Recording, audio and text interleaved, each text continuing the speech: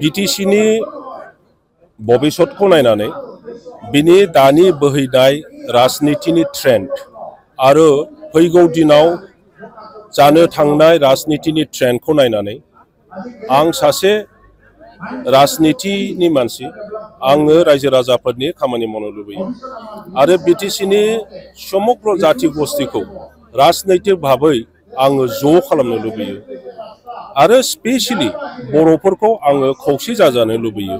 दा बेनि थाखाय आं जथेस्थ' खामानि मावबोदोंमोन आरो गोबां खारनाव बेखौ सफल खालामनो हायाखै, मावफुंनो हायाखै।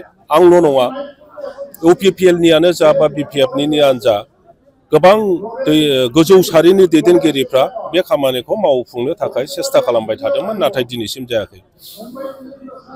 दिनै नङा गाबोन नङा जोङो खौसे जाथारनांगोन आरो खौसे नङाब्ला जोंनि हारिया थावरिनानै थानाय नङा आरो बिटिसिनि समग्र जाति गस्थिफोरनि जि लुबैनाय बिसोरनि गांनाय उखैनायखौ जों सुफुंनो हाया। खारन जोङो जेरैहाय जोंनि भाषाखौ मोजां मोनो, जोंनि कला कृष्टिखौ फोथांनानै लाखिनो लुबैयो, गुबुन हारिफोर जेरैहाय जोंनि खाथियाव थानाय मुस्लिम मानसिफोर, नोङो आदिबासि मानसिफोर, नेपालि मानसिफोर, असमिया मानसिफोर, राजबंशी, बंगाली, बिहारी गासैबो गावनि भाषा आरो संस्कृतिखौ लानानै थांनानै थानो लुबैयो, डेभेलप खालामनो लुबैयो। दा बेखौ आं नुदों जे बेखौ मावफुंनोब्ला फैगौ समनि जि राजनितिक सोलिबाय थानाय जे इउपिपिएलनि दारैहाय बियो बांसिन स्कप दङ। इउपिपिएलनि मानसिफ्रा समग्र जाति गस्थिनि थांनानै थानायनि खोथा बाथ्राखौ सिन्था खालामदों। बिथांमोना मोनफ्रोमबो जाति गस्थिनि भाषा संस्कृति उन्नयननि सिन्था खालामदों आरो स्पेशली जोंनि बर' मानसिफोरनि थांनानै थानायनि बाथ्रा बिनि परिकल्पना बिथांमोनहा खालायनानै खामानि मावगासिनो दङ।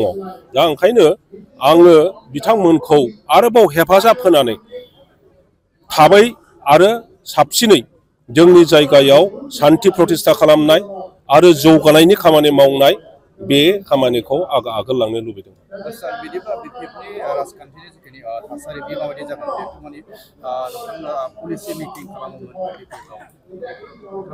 बिटिसिनि राजनितिकआ भबिष्यत अन्धकारथिं थांगासिनो दं। बेखौ बयबो रायजो राजायानो नुगासिनो दङ, बुंगासिनो दङ। स्वयं बिपिएफनि दैदेनगिरिफोरा बे खोथाखौ अनुभब खालामदों। आंबो भाइस प्रेसिडेन्टमोन, आङो स्पक्स पार्सनमोन।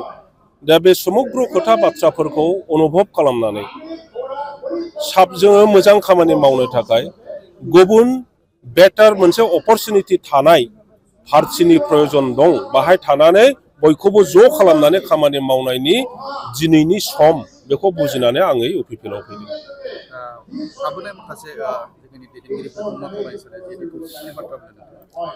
आंथ' खावलायबाय थादों जे बयबो जोङो जिहेतु खौसेनि खोथा बुङो, खौसेया मोननैनि गेजेराव माबा मोनसे द्वन्द्वनि थाखाय जुदि ज' जानो हालाब्ला अब्ला जोङो मावथिफ्रा अबेबा मोनसेयाव ज' जायोब्लानो जोङो ज' खौसे थानो हायो।